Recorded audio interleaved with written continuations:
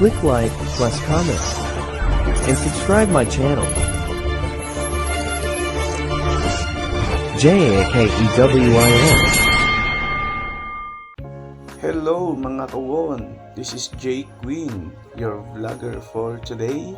So this time, kakamustahin po natin ang Jensan Overpass Construction.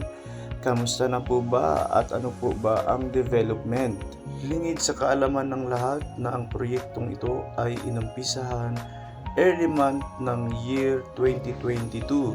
At dahil sa proyektong ito ay maibsan na ang traffic dito sa Jensan. Ito po talaga ang problema, lalo na kung rush hour between 4 p.m. to 7 p.m. So para malaman po natin ang kasalukuyang proyekto ay pinasok po natin ang construction dito sa loob.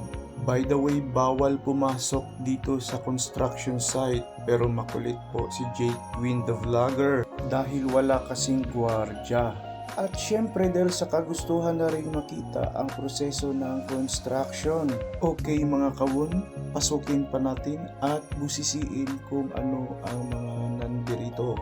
Nakakamangha talaga mga kawon dahil napakagaling po ang mga gumawa nito, lalo na ang nagplano, mga engineer at architect. Shout out sa inyong lahat.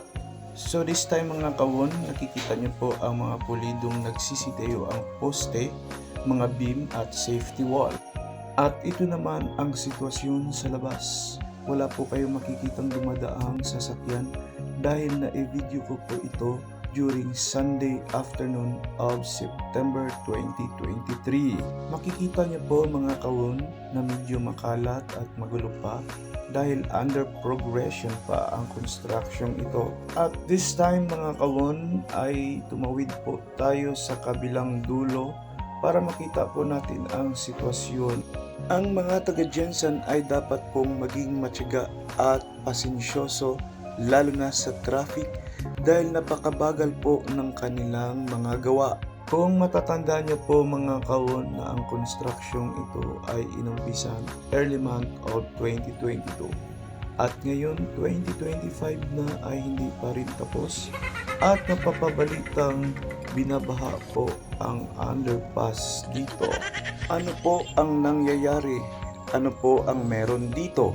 Kayo po mga kawon, ano po ang masasabi niyo sa construction ng Jensan Underpass? Comment down below.